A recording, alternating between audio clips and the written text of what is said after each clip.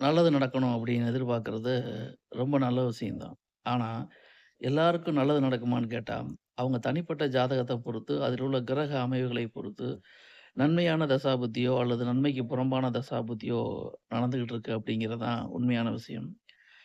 எந்த தசாபுத்தி நடந்தாலுமே பொதுல ஒரு ஜாதகத்துல லக்னாதிபதிங்கிற கிரகம் நல்லா இருக்கணும். அதுக்கப்புறம் ராசி அதிபதிங்கிற கிரகம் நல்லா இருக்கணும்.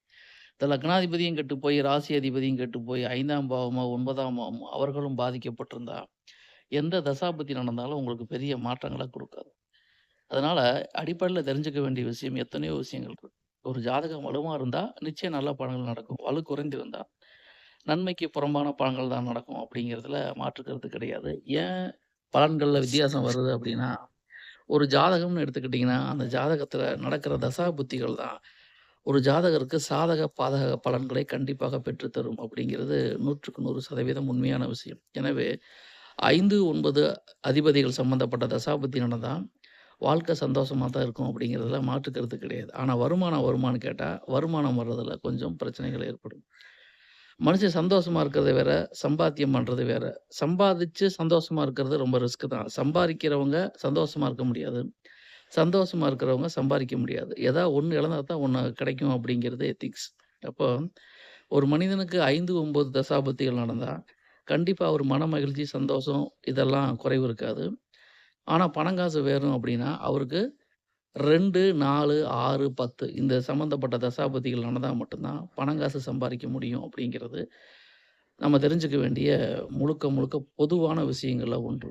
ஆக சில பேத்துக்கு வந்து 2ஆம் அதிபதி தசை, 5ஆம் அதிபதி புத்தி நடக்கும். அப்ப அந்த காலகட்டத்தில எப்படின்னா, பணமும் வரும், கொஞ்ச நேரம் சந்தோஷமாவும் இருப்பார். அப்ப 2ம் கலந்த மாரி தான் அந்த ஜாதகருக்கு நடக்கும். அப்ப ஒரு ஜாதகம் ஆரோக்கியமா இருக்கு, நல்லா இருக்கு, எந்த பிரச்சனையும் இல்லாம இருக்கு அப்படின்னா, கேந்திரங்கள் அப்படின்னு சொல்லப்படுகின்ற பாவங்கள்ல கிரகங்கள் இருக்க வேண்டும். திரிகோணங்கள்னு சொல்லப்படுகின்ற பாவங்கள்லயும் கிரகங்கள் இருக்க வேண்டும். மொத்தம் 4 திரிகோணம். 1, 5, 9, 2, 6, 10, 3, 7, 11, 4, 8, 12. இந்த 4 திரிகோணங்களுமே கிரகங்கள் இருக்குன்னு வச்சுக்கங்க. அப்ப அந்த மனிதனுடைய வாழ்க்கை எப்படி இருக்கும் அப்படின்னு கேட்டா, நன்மை, தீமை 2ம் கலந்த மாரி தான் இருக்கும். முழுக்க முழுக்க நன்மையான அமைப்புள்ள விசேஷங்கள் யாருக்கு நடக்கும் அப்படின்னாலும், அதுவும் ஒரு பிரச்சனைக்குரியது தான். முழுக்க முழுக்க தீமையான பலன்கள் யாருக்கு நடக்கும்னாலும், அதுவும் ஒரு பிரச்சனைக்குரிய விஷயம் தான். அப்போ உங்க ஜாதகத்த பத்தி நீங்க தெரிஞ்சுக்க வேண்டிய விஷயம் என்ன அப்படின்னா, ஒரு ஜாதகத்துல நன்மையும் சில தசாபுத்திகள் நடக்கும். நன்மைக்கு புறம்பான பலன்களும் சில தசாபுத்திகள் நடக்கும். ஆக தீதும் நன்றும் பிறர் தர வாரா அப்படிங்கிறது தான் நாம தெரிஞ்சுக்க வேண்டிய ஒரு விஷயம். அப்போ ஒவ்வொரு ஜாதகத்திலுமே நன்மைகளும் நடக்கும். நன்மைக்கு புறம்பான பலன்களும் நடக்கும். அது ஒவ்வொரு தசாபுத்திய பொறுத்து நடக்கும். அதுக்கு உங்க ஜாதகத்துல கிரக அமைவுகள் வலுவா இருக்கும். எந்த விஷயங்கள் நடந்தாலும், லக்னம், லக்னாதிபதியுடைய வலிமைய பொறுத்து தான் ஜாதகர் நல்லா இருப்பாரா? அல்லது பிரச்சனைய சந்திப்பாரா? அப்படிங்கிறத நம்ம சொல்ல முடியும். எனவே, ஒவ்வொரு ஜாதகமும் நல்ல ஜாதகம் தான். இந்த ஜாதகம் நல்லது, இந்த ஜாதகம் கெட்டதுன்னு நம்ம எதுவும் சொல்ல முடியாது.